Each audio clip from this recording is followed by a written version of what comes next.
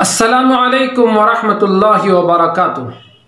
محترم سامعین، ہر سال جب بھی رمضان المبارک کی آمد ہوتی، تراویح کے لیے بہترین حافظ قرآن کا انتخاب کیا جاتا ہے۔ ادھر چاند نظر آتا، ادھر محلے میں خوشیوں کا سما بن جاتا، لوگ مسجد کی طرف رخ کرنے لگتے۔ فجر کی نماز میں ہی بچے، جوان، بوڑھے سب مسجد حاضر ہوتے، نماز کا اہتمام ہوتا۔ نماز کے بعد بھی کچھ ذکر میں ہیں تو کچھ تلاوت میں ہیں، کچھ دعا میں ہیں، کچھ توبہ کر رہے ہیں۔ اور پھر ظہر کا بھی یہی عالم ہوتا، عصر کا بھی یہی نقشہ ہوتا۔ مغرب سے پہلے پہلے تو مسجد کھچا کھچ بھری ہوتی، بڑوں کے ساتھ ساتھ معصوم اور چھوٹے چھوٹے ننھے منھے روزے دار بھی مسجد کا رخ کرتے۔ کوئی مسجد میں کھجور تقسیم کر رہا ہوتا تو کوئی کیلا بانٹ رہا ہوتا۔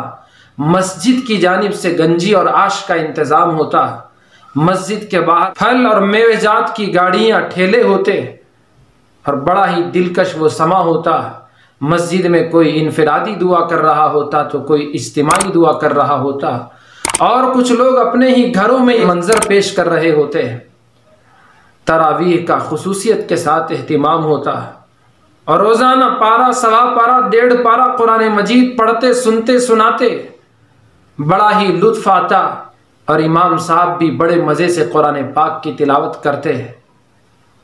رمضان کے اس مقدس مہینے میں بہت ساروں کا پلان ہوتا کہ یہ رمضان مکہ مکرمہ میں گزارا جائے، مدینہ منورہ میں اس کو پرکیف اور پر لطف بنایا جائے، اور آخری عشرے کا خصوصیت کے ساتھ اہتمام ہوتا۔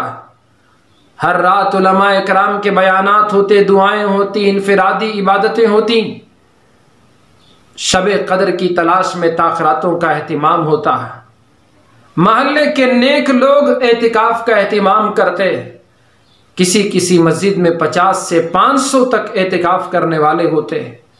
بڑا خوشنما اور دلکش منظر ہوا کرتا۔ یہ رمضان 2020 کا مسلمان افسوس تو کر سکتا ہے لیکن مایوس نہیں ہوتا۔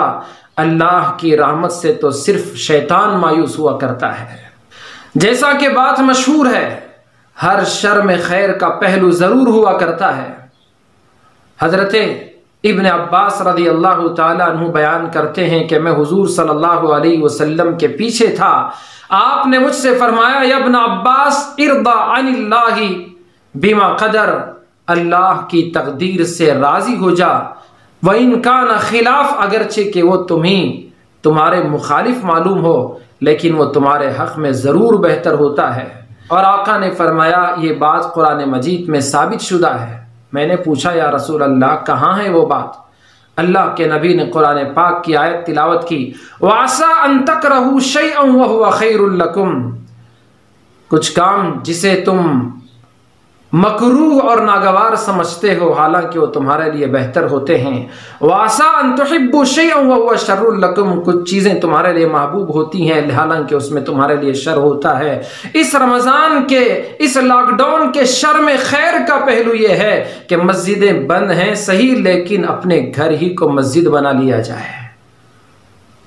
اعتکاف مسجد میں کرنے کا موقع آپ کو نہ ملے تو اپنے ہی گھر میں اعتکاف کا، پورا مہینے کا اعتکاف کرنے کا موقع مل رہا ہے۔ مسجد کا ماحول بنائیں۔ جماعت کی نماز کے بعد میں انفرادی نماز پڑھنا ہے تو کوئی نماز پڑھ رہا ہے، کوئی تلاوت کر رہا ہو، کوئی دعا کر رہا ہو، کوئی توبہ کر رہا ہو، اور قرآن کا حلقہ لگا ہوا ہو، سیکھنا سکھانا ہو رہا ہو۔ اس طرح کا ماحول گھر میں بنا لیا جائے تو یقیناً یہ 2020 کا رمضان یادگار رہ جائے گا۔ ظاہری طور پر رمضان کی یہ چمک دمک نہیں، لیکن باطنی طور پر وہی دنوں کی نورانیت ہے اور راتوں میں وہ روحانیت ہے۔ جس طرح سے بھی رمضان ملا ہے، اسی کو غنیمت سمجھ کر اپنی دنیا اور آخرت دونوں کو بنانے کی فکر کریں، کوشش کریں، ورنہ رمضان گزر جائے گا پھر بھی ہماری مغفرت نہ ہوئی۔ اللہ کی پناہ جبرائیل کی بددعا ہے، اور اس پر حضور کی آمین ہے کہ ہلاک ہو جائے وہ شخص جسے رمضان کا مہینہ ملے پھر بھی اس کی مغفرت نہ ہو۔ اس لیے خوب اللہ کی طرف رجوع ہوں۔ اللہ تبارک و تعالی مجھے آپ کو عمل کی توفیق عطا فرمائے۔ آمین۔ وآخر دعوانا ان الحمد للہ رب العالمین۔